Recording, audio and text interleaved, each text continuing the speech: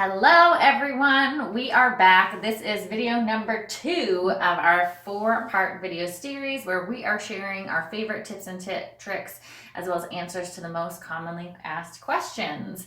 And if you don't already know who we are, my name is Courtney. I am the owner and founder of Loyobo FIT, which stands for Love Your Body Fitness. And this is Lori, and I am one of the managers here as well as the in-house holistic nutritionist.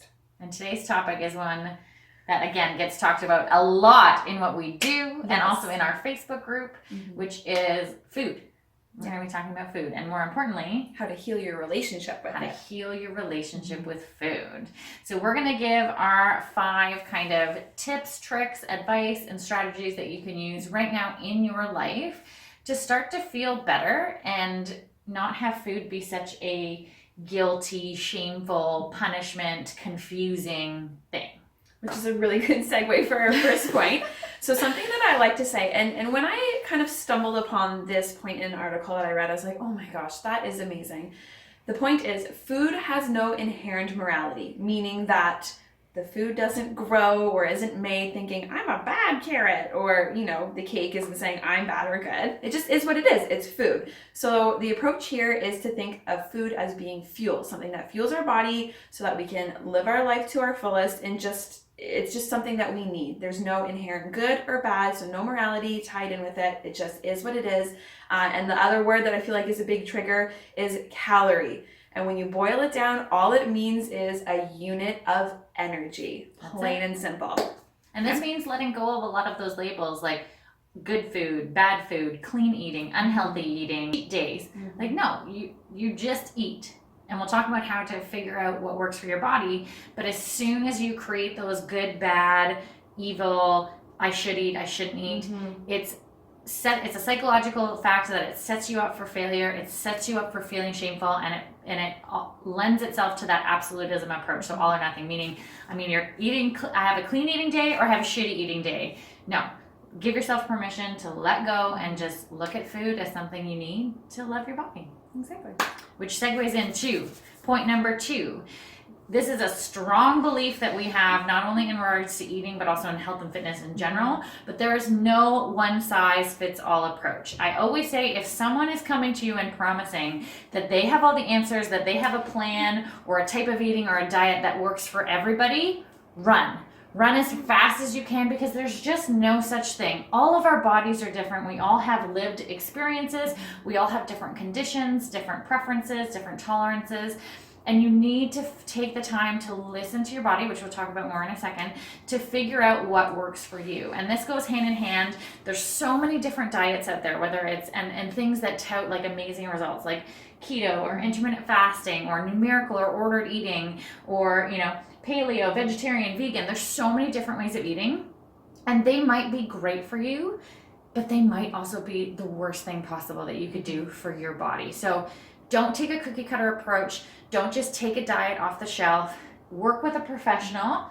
If you want to meet with Lori, we can totally set us up. Send us a DM. But work with somebody or do the work yourself to try to identify what specifically your body needs to feel its best. Exactly. So it's about taking, perhaps there's elements of certain diets that work for you. So it's about pulling those pieces out to then fit it into your own way of eating. So again, I don't look at labeling how we eat as in I eat the X diet. It's more about finding the Courtney or the Lori way of eating. That's what I like to call it. So when people ask me, do you eat such and such? I'm like, I eat the Lori way of eating. That's where we reject diets in general. We look at the word diet as like, what is the type of food that you eat in your life? So not a specific set of rules or restrictions. And the next point that we wanted to share, this kind of ties into our last video and how for this one, it's for food for some, it's how we express love. So it can be very difficult in that we can't control how others act or behave, but it's about how we approach it as well. So setting those boundaries and remembering our why, That's video 1. And just remember where they're coming from. So just having that kind of open-minded perspective there. And also another point, food can very quickly and easily become a way to punish ourselves, or how we punish ourselves. So whether that's through restricting behaviors, binging and purging, and following certain diets, again, taking that cookie cutter approach. But as soon as we put ourselves in that box, we're setting ourselves up for failure. So it's about showing yourself some love too, and making it about food is just how I feel my body. I'm not going to use it as a punishment or any tool to harm myself. Yeah, and the best ways that you can do this, our tip is to make a list of 5 things that food does for your body, how it helps you, and how, it makes you feel better or shows up in your life. Exactly. And to talk more about Lori's point about food being love, this can often come into play with families, just like we talked about in our last video, where it's not so much that somebody is serving you a dish. They're literally serving you emotions on a plate in food form. And as soon as we're able to understand that, and we are able to separate the food itself from those labels, we can start to work through some of the effects that might be having on our psychology and our relationship with food. So it's not necessarily a bad thing that your Italian grandma wants you to eat the lasagna that she made because she loves you and she wants you to grow. It's understanding that you can still love her, you can still receive her love, that's separate from the food itself, and then the two of you can build that into your relationship together. Our next point is something that I'm very passionate about, which fits into the no one-size-fits-all approach of eating, and that's intuitive eating. Mindful eating is another way of looking at this, and it's practicing mindfulness when you eat. So especially in our busy lives, we tend to multitask. We tend to hit up convenience food, we tend to hit up the drive-through, and when we're eating, we're usually doing something else, whether it's talking to people, whether it's watching TV, being on our phone, reading, so that, the actual experience of the food is gone. And this can show up in a couple different ways. It often can present itself as overeating, meaning that you're so distracted and consuming food that you don't actually pay attention or are able to hear the signals that your body is giving you to let you know that you're full or that you just don't need any more. So it's about paying attention. It's about tuning back inside the body and trying to pick up on those cues. So using the 5 senses. We just issued this as a challenge recently of having a meal without any distractions, of just sitting and appreciating the food, being in the moment with the food, taking breaks, like building in time to just sit, and I call them digestion breaks.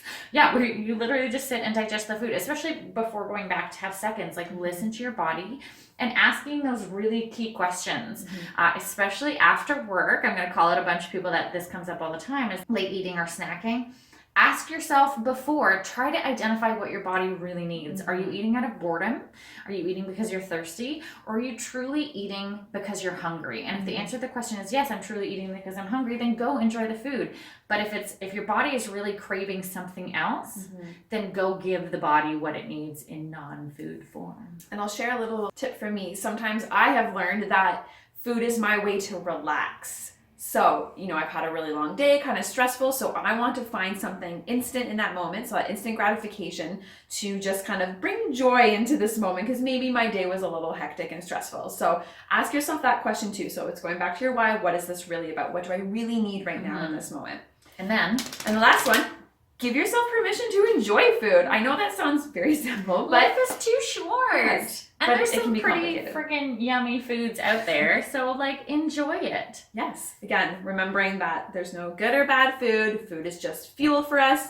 And to shift your focus from, perfection, needing to eat or be a certain way, but just enjoy food, be in the moment, keep yourself in that mindfulness. We're in this for the long haul. We were watching the Embrace documentary. A woman said, she's like, if your 4-year-old bakes you a cookie and goes through all that effort, you better damn well eat that cookie and enjoy that moment, because that's a time when that's a really special moment of life, and life is meant to have ice cream parties and birthdays and dinners out. So give yourself permission to have those moments, to let go of the guilt, and to think of it as part of life. If that's the sort of lifestyle that you want to live, and you want life to include those type of moments, build those into your journey and don't expect perfection. I actually also often follow the 80-20 rule, where I kind of aim that if I'm eating 80% of the time things that really feel good to my body, and 20% of the time I may be don't indulge in something that doesn't feel great to my body,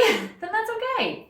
That's what life is all about. And I know there's no big holiday coming up, but something we get asked often is how to manage like food at events. So think holiday, family gatherings, different events there. Just enjoy yourself. So again, you can be that 80-20 rule, but maybe just set yourself up and think about, okay, what do I really want to get out of this event or whatever you're attending? Like, okay, if it's about the food, enjoy the food. If it's about connecting with people, then make that the focus of the event. And that's a really good way to be able to set boundaries, because if you say to people, no, I don't want to eat the food because I'm on a diet, they're going to shame you. They're going to push back because you're acting as a trigger for them, and they're just not going to understand. However, if you turn it back to enjoyment, if they're offering you a food that you really aren't going to enjoy, you can say that. No, you know what? I'm really not in the mood for that right now, but thanks. Or you know what? That's not really my favorite, but thank you. Nobody's going to push back because you don't want to force somebody to eat the brownie if they don't like brownies. Like, that's okay. So you can use that, communicate that, no, thank you. I'm really not in the mood for that right now. Yeah, exactly. Yeah. So we would love to hear what some of your tips are, or if you've had luck with these in your own life. And if you have any other questions or topics that you want to see in our next video, stay tuned because we got 2 more coming your way. Thanks for everyone. watching.